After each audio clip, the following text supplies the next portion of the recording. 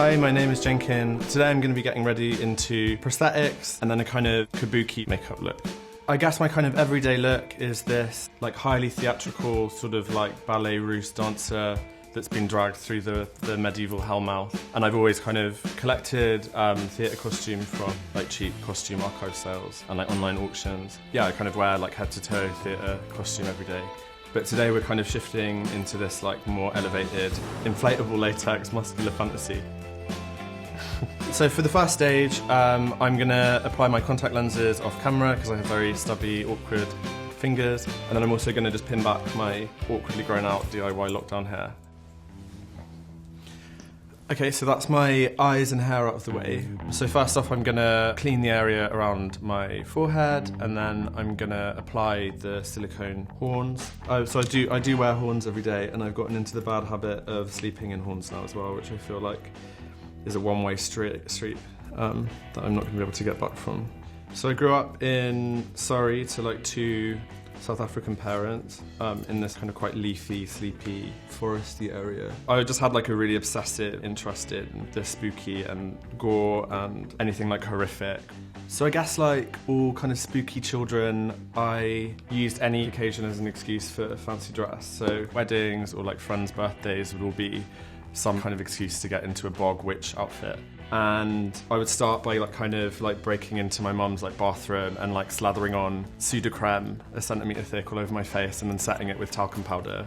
Like fashioning womanhood out of like whatever I could find in my mum's closets. As I grew up, like I became like really lured in by femmes in music, people like early PJ Harvey, like Rid of Me era, Nico, Grace Jones, and Kate Bush, who all sort of used role play in their music to harbour these like different, like sometimes like violent, sometimes erotic, sometimes like hopeful fantasies that I think taught me in this idea that like identity could be something slippery and multiple.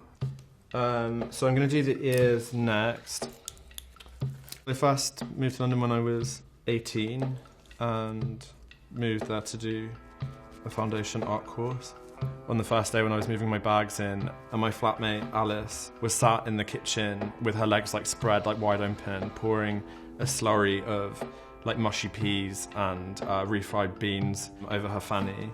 And I was like, oh, I've like arrived at art school. When you're like thrown into this kind of like queer landscape, the most important and like vibrant thing about queer culture is this idea that it's both optimistic but necessary sort of like laboratory for the construction of new identities, whether they be sort of deviant or troublesome or vibrant. That even if something is like really horrific, to approach it with a kind of lightness and playfulness is really important to me. Art can be the best excuse for bad behaviour, and that it lets you kind of get away with things that can be like disruptive and subversive. I guess like as I grew up, like I was really like groomed by the like filmography of people like Almodovar, so I would like obsessively like rewatch his films. And then people like John Waters. I think I had like my first erotic experience watching Chicago and have ever since been in love with Velma Kelly. That heady mix of like high femme and melodrama like really embedded this queer subconscious that I wasn't really even like able to articulate or figure out in my own work. And I think that it was when I moved to London that a lot of these ideas all got consolidated. It's like liquid latex, so you like stipple this on to cover up my bad scissor marks. Like, yeah, it gives like some texture and stuff. So it's kind of like a Pinocchio jester style, like puck nose. The nose is new. Yeah. I'm filling that up with spirit gum.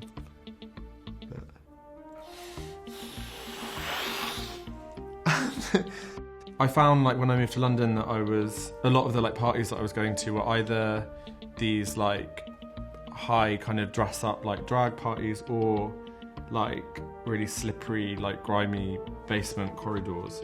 I think that's when I realised that like my fantasies for like wearing like 5-piece like heavy brocade like Tudor theatre costumes didn't really like line up with the like club experience. I much prefer dressing up to do something really pedestrian or everyday, like going to a museum or like just making an occasion out of like going to feed the ducks. I find like dressing up to go to a club like at points like insufferably like painful and like annoying, and like I'm happiest going out when I'm wearing the least.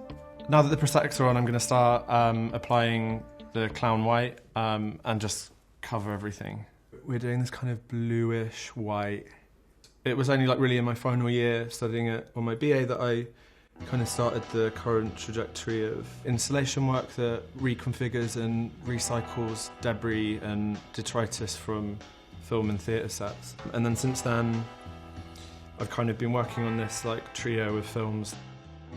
This partially abandoned like spaghetti western film set in the south of Spain that we broke into and filmed this kind of like cowboy horror. So it was this kind of process of like ducking and diving, hiding from like guard dogs. I made this film Lunas that was set in these huge Game of Thrones fortresses that were decaying in the Atlas Mountains. The most recent film that I made in vitro features this sextet of ghouls that are breeding cakes in an underground bunker city made out of the husks of buried charter jets. It's thinking about this way in which capitalism and the universe in which these characters exist positions identity as the centre of the universe. And in this film, the characters kind of try and break free through a call for like multiplicity and proliferation. So now I'm going to do the kind of face framing black painting around my neck, the ears and my hairline. Now that the base is on, I'm going to set it all with a setting powder. Look at this. So these are just like highlighting the kind of brighter areas of the face with white powder. Now I'm going to go in with the blue powder contours. So I think like my favourite kind of like costuming is this combination of like high pomp and like high femme.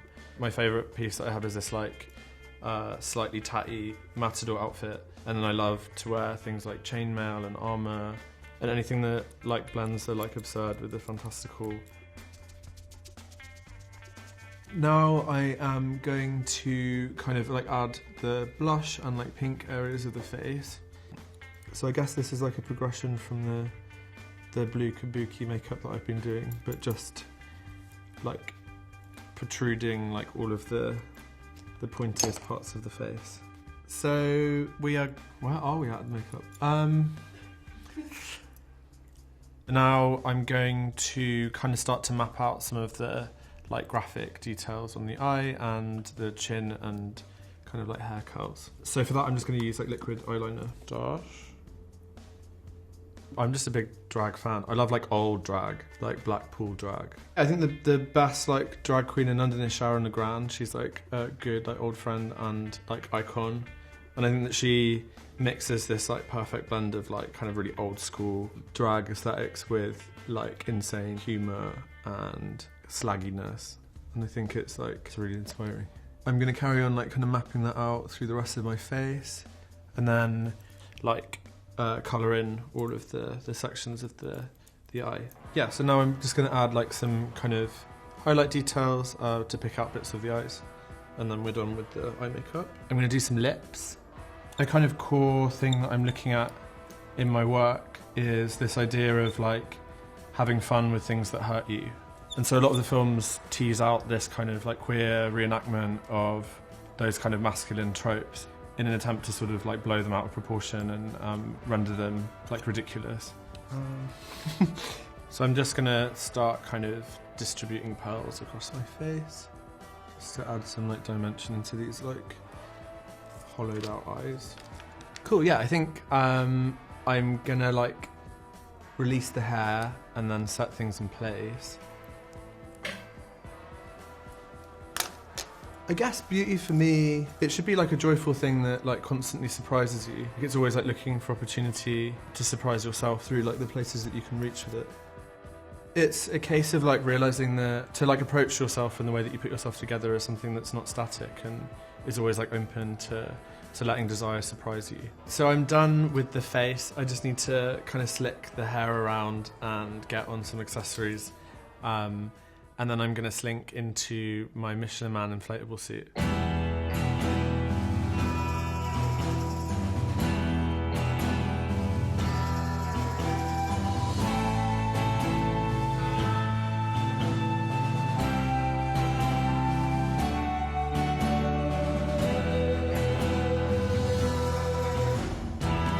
it's important to take fantasy really seriously. For me, like, fantasy is the only thing that helps make sense of a world that is so, like, unceasingly non-linear and harsh. I think, like, kind of being able to, like, make opportunity for fantasy in the everyday is like, really important.